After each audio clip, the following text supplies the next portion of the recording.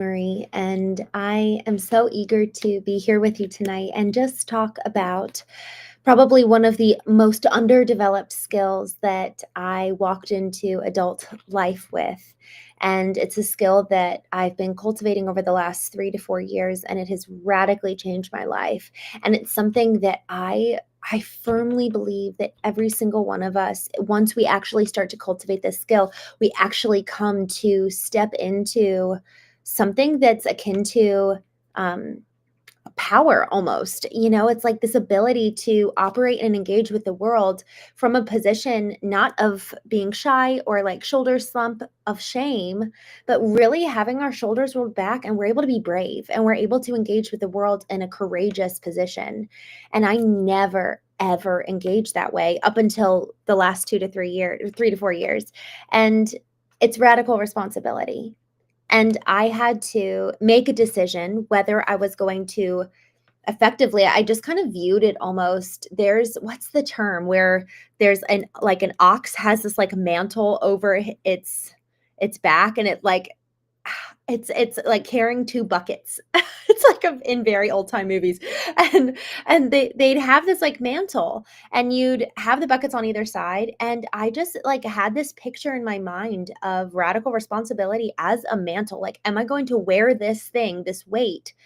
Yet at the same time, on the other side of it, like in putting it on, it, I'm also putting on the power that comes with it. Because when we choose radical responsibility, when we actually decide to step into looking at ourselves in the mirror, when we actually decide to step into our experience in any given situation, all of a sudden there's this ability to feel again. There's this ability to reason and engage with the world and engage with others in a very visceral way. And it's so exciting.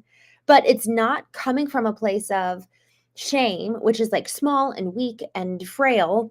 And it's also not on the other side, which is dominant and superior and narcissistic and judgmental, because in the middle ground is just the truth of what is. And then you can take radical responsibility. Radical responsibility is not predicated in this false belief that you have about yourself. Rather, it's grounded in the truth that you see looking back in the mirror. And y'all, it is wild. I've been thinking about this in a couple different angles over the last couple of days. And even just my mom and I had a really good conversation this weekend where I actually grew up so much so on the side of shame. Like, I grew up feeling small, feeling obsequious, and really kind of like kowtowing to anyone around me, especially people in authority, especially people who were men. I grew up in a Christian conservative church, and so it was like very much so the environment where you would kind of naturally take that position as a woman to serve. And that was something that was actually very honorable. And I'm actually going to take my glasses off because they keep sliding around and everything's a little bit blurry right now, but it's fine. And growing up in the church, I would find myself in these rooms where people would come up to me and be like, "Man, Christene, you're such a servant." And I'd be like, "Oh my goodness, thank you." And really, it really was like a badge of honor. I felt so happy to be noticed. I felt so happy to be praised. And not even that, it really did bring me joy. Like, I loved having a place. And for every single parent, I'm sure you've experienced this, where your child needs to know where they fit into a family. It's like being on a baseball or soccer team or any kind of team where this is the role you play on the team. People are so happy to have a position. People are so happy to have a place. And even in hosting, I learned this little tip from one of my favorite little nonfiction books or fiction books, like, no, yeah, nonfiction books. And it was kind of this like weird, it was storytelling, but it wasn't fiction. And it was this woman at the end of every chapter. Each chapter consisted of just like a cute little pithy story, and then at the very end was a recipe, and it was so charming. And this woman's name is Shauna Niequist in Michigan. And I just read this book years ago, and she gave this little tidbit that I will never forget. She said, "A good hostess will always give her guests something to do, because everyone wants to know where they belong. Everyone wants to know where they fit. Otherwise, there's just this awkwardness of just standing there existing, hoping to be recognized, hoping to be wanted, hoping to have something to do." Because if we're not content with our own ability to just be present in the moment, and we have to be doing something to conjure our worth, then it's the most awful thought to go into an event, to go into a networking event, go to someone's house and just exist. Because you're like, well, I don't have anything to do. And I'm sure you know, or you have felt that kind of nervous energy. I have notoriously hated going into a big, massive room where I don't know anybody. And it's like a crutch to have someone that you can go in with. It's a crutch to even have a bottle or a drink or, a phone or something. Like, it's nice to have a crutch, something to look like we're busy doing something. So we're not just awkwardly existing and standing there. But this is what's so interesting. So when we think about kind of coming from that place, very small, very shame-based environment, and then coming to this position of radical responsibility, there's something about waking up to who's looking back at you and being willing to see the truth. Because when you're coming from that environment, there's so much of a tendency to focus on everyone else. But in so doing, you actually are so busied that you never sit with yourself. So, like we were just saying, this concept of give me something to do, put something in my hand, give me something to do to validate my existence, to give me a reason to feel wanted, included, validated, you name it. If that's always our MO, if that's constantly our pursuit and we cannot exist with and in ourselves, then we're constantly at a disadvantage. And we're constantly at this ability, like in this kind of awkward state of now, every time I feel that sense of anxiety and that sense of nervousness, I am actually dependent on someone or something to make me feel of value. If I'm able to just sit here and exist in my own body, literally to sit at the airport and wait without any distraction, when's the last time you or I tried to do that? And it's weird. It's so hard to do that. Try it. Like, actually try it. It's hard. And I went on 2 weeks of kind of like a detox, so to say. It turns out that it felt like a withdrawal. Like, I felt like I was being withdrawn from medication. And it was just by putting my phone down and not having podcasts, not having music, not having books, nothing. I allowed no external inputs because, y'all, for so long as we're dependent on something external, man, we're going to be disconnected from the internal, and also at a very fundamental core level, not actually have a true sense of validation and surety in our worth. It's constantly going to be predicated on something external. So now, talking about the other side, we're talking about kind of that internal and shame-based element that can kind of, okay, coming from that place to radical responsibility. But what about the other extreme? What about the folks who have lived constantly pointing their fingers, blaming the rest of the world and looking down at the rest of the world and thinking that they're superior and better than everyone? Y'all, it's so interesting. And I hope I can speak to this well, because, to be honest, I think you and me and everyone else can go between both of those extremes when we're not coming from a place of really, truly love, but we're coming from a place of fear. It can show up as codependence, or it can show up as judgment. And when I've been in that place of being judgmental, usually there's a very binary box in which I'm thinking it's black or white, right or wrong. And it eliminates the ability for me to sit in my experience and sit in your experience. And so in this concept of, man, you can have a perspective and I can have a perspective, David Hawkins talks about this, and I really, really love the way he puts it. He effectively says, rather than saying mine, like my opinion, my perspective, he says, say I have a perspective, an opinion. And y'all, immediately, all of a sudden, it's like we can all breathe. It's like, okay, you can have your opinion, I can have mine. Let's be curious. And so as I think about this mantle of responsibility that kind of like we have to choose to wear, because it's a picking up, it's a taking action to put on this mantle of radical responsibility, but on either side that balances it out, there's qualities of character and qualities that are so important to kind of keep us safe from going to the codependent side and then going to the judgmental side. So what really can protect us from judgment is curiosity. it really is just being like, "Oh, wow, like, tell me about that. Why? Why did you have that come up for you?" Or, "Tell me about the genesis of that." I've been hosting knowing workshops on Thursdays over the last couple of weeks, and today we just did a whole deep dive on our core knowing stories. And y'all, it was wild. It was wild because some of them were just so simple and the most beautiful, painful moments for some of these folks. And it was moments such as, not being picked on the baseball team, being laughed at, being mocked. I will always remember the boy I liked so much when I was 12 years old. He and I had this romantic walk in the woods. And then when he found out how old I was, he was 14. I was 12. He said, "How old are you?" I said, 12. And he said, "Ugh, you are so young." And then he walked away and I was just devastated. Like, I literally was devastated. And then I proceeded to hate him for 5 years, all through high school. And y'all, it was so laughable now. Yet back then it was so impactful, and it actually had a big impact on me, big enough that the first man or I guess the second man I looked at since this boy, I ended up marrying at 20 years old. And consequently, he left. So that didn't work out. Y'all, these moments have so much impact on us. And so if we don't do the work to be curious and go back and sit in these seemingly insignificant moments that really do shape us and really do show up in our behavior, because it's predicated in a belief that was formed at 12 years old, 7 years old, 5 years old.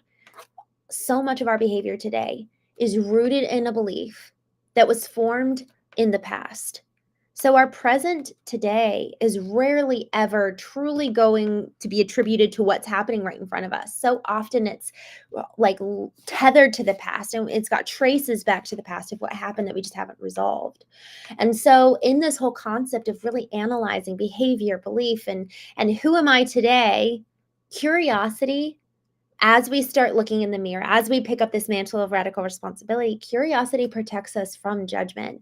It protects us from looking and having the lens of judgment through which we see the past and we're like, "Oh my gosh, I can't believe," you know what I mean? It's so damaging to try to go back to those moments if we're looking at it through a judgmental lens, and we will fundamentally never be able to return and actually heal from those moments because we're judging them. And healing cannot coexist in a environment of judgment. And then what protects us from codependency, man, I found this to be so incredibly meaningful for me.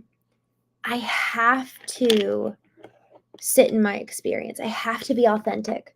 It is so important that I do not move to their experience before knowing my own. And this shows up for me over and over and over and over again. And almost every time I get into a conflict, I'm like, wait a second. Okay, wait, I need to sit in my experience. And the reason why that's important to do first, not always, but most of the time it's advisable. Maybe I'll graduate to a point where I'm like, I don't know, fine. But I kind of don't think so. I think that to have a human experience, I actually need to know what my experience is. Otherwise, I'm trying to be God or I'm trying to be a saint. And wow, this is funny. I just connected something. I was told ever since I was 3 or 4 years old that I was to be like Mother Teresa. That was like literally, I told you I grew up in a Christian conservative environment. That was a prophetic word that my grandmother got, that I was to be like Mother Teresa. And so I was told since I was a child to be saintly. And so even as I say that now, there's something that has kind of felt notoriously selfish of sitting in my experience. But the reality is that's part of the human condition, part of the human experience we have to know it. And I'm not a saint. And maybe one day we'll all get canonized at the end of our life as being saintly, but we're having a human experience now. And y'all, the thing that's so visceral and so exciting and gets me like fired up is the ability to actually experience life. I felt like I woke up when I looked in the mirror for the first time. I didn't like what I saw, but I felt like I could see color again. Because when we're living in a binary black and white world, or we're looking at the world through someone else's eyes, we're fundamentally disconnected from our own bodies. We're disconnected from our own souls and spirits and selves. And so if we actually want to engage with life and activate our agency over ourselves, we have to assume radical responsibility. And that starts at the intersection of stop pointing the finger and looking in the mirror. We have to stop blaming everyone around us for why we find ourselves in this position. And we also need to sit in the pain of the experience. We have to sit in the ashes. If we ever want to get to the other side, if we ever want to rise like they talk about the phoenix does, if we ever want to go through the transformation of the caterpillar to the butterfly, we need to sit in the pain of the ashes. We need to dissolve like the caterpillar did. Y'all, even for the last couple of weeks, there's old narratives that are dissolving, and it's painful, it's hard, and it takes time, and it takes work. And so these workshops, it's been 3 weeks in a row. Some of the folks have shown up every single week for 60 to 90 minutes. It's amazing, and it's so, so fulfilling and so rewarding, because then at the end of it, you're like, "Oh my gosh, I didn't know that I insert blank." The world becomes so vibrant and beautiful on the other side of knowing. And so as we think about radical responsibility, what does it sound like? I was thinking about that before the show tonight. What does radical responsibility actually sound like? And for me, it sounds like actually having a collection of I call them sound bites, but just like a collection of little like excerpts that I can say if I'm in a moment where I'm starting to feel overwhelmed, or when I'm in a moment of honestly feeling triggered. And I need a minute. That's one for me. Um, Another sound bite is I need to take a pause, and I need to go inside. Like, it's just this little like phrase where I don't actually know what's wrong. And another one is I'm actually so sure it's not you, and I'm feeling really upset right now. Because what that does is maybe it is them, but the reality is, given what I have come to know about pain, is that so rarely is the attribution of it solely them, much less maybe it's 70%, maybe it's 40%, maybe it's 30%, but so often it has roots in the past. The thing about roots is that you don't see them. You see the little sprout coming out of the ground, but you don't see the deep roots underneath. And so then when you start going and pulling, you're like, oh my gosh, what is happening? Like, this is deep, it's hard, I'm getting sweaty, this is uncomfortable. And so then this goes to the next piece of what does radical responsibility feel like? It feels like discomfort. It feels like oftentimes for me, anger. And anger is actually something I intentionally have not avoided, or I have intentionally avoided. I have intentionally not pursued for the majority of my life, because anger had been categorized as bad. And so in my dogmatic black and white world, it was, oh, anger is bad. Therefore, I should not ever feel anger because I want to be good. It was very if this, then that kind of a logical reasoning. And the world does not live in that nice little black and white box. And so the more when I sense anger, the more I actually take a pause. So the soundbite is I need a minute. And then the sense, what does it feel like, is to actually go and intentionally sit in the anger and honestly have a boundary to protect those around me and protect myself. Because I know that if I speak and operate from that place of anger, I'm going to probably say something that is hurtful or rude or outside of my ideal. I also know that if I suppress it, it's just going to dig deeper roots and like tighten its grip and going to be harder to pull out the next time. So, and here's another thought, this concept of whatever it is being uprooted, right? Sometimes it might take 5 to 6 to 10 different pulls. Some of these things are really deeply rooted in there, especially if there's been betrayal and among many other things, right? And so it might take many yanks and many tugs. And so, with this whole concept of looking in the mirror and taking responsibility, it's really important to know, what does it sound like? What does it feel like? Because if we're not actually prepared for it, this is part of what it is to go into the arena. It's to go and intentionally practice these sound bites by putting yourself in moments of conflict intentionally, or going and exploring these kind of dark hidden places with intention, so that you can start to engage with them and learn, what does discomfort feel like? What does it sound like? How do I another thing about responsibility is what does it look like in practice? And what it looks like in practice for me, radical responsibility, is actually going into the arena on a daily basis. I actually will intentionally carve out time to go and do the work. I'll also carve out time to get aligned.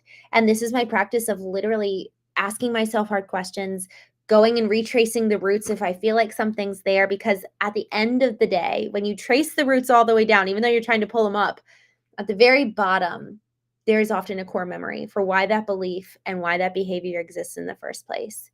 You know, like if you think of that visual of a plant, the external shoots are really the behaviors that we see that are often, triggered by other people. But then when you go down to the root level, there's the beliefs there. It goes, and lots of unprocessed experiences. And then at the very core bottom, often there's like a genesis story, an origin story that just really shaped you and me and really caused something detrimental to shift and alter the trajectory of our mind in that particular regard. And so, apart from doing the work to trace the roots back and pull them out and understand why they're there in the first place, we're going to be living reactive lives rather than living proactively, taking hold of life. That's why it's like this concept of taking our power back is putting on that mantle and stop living in this desperate need for everything external to source our joy, to source our meaning and our value and validation. And in so doing, man, y'all, there's so much joy on the other side, but it takes work. It really, really does. And it is so incredibly fulfilling. So with that, thank you all so much for joining me tonight on The Knowing Show, and I will see you tomorrow.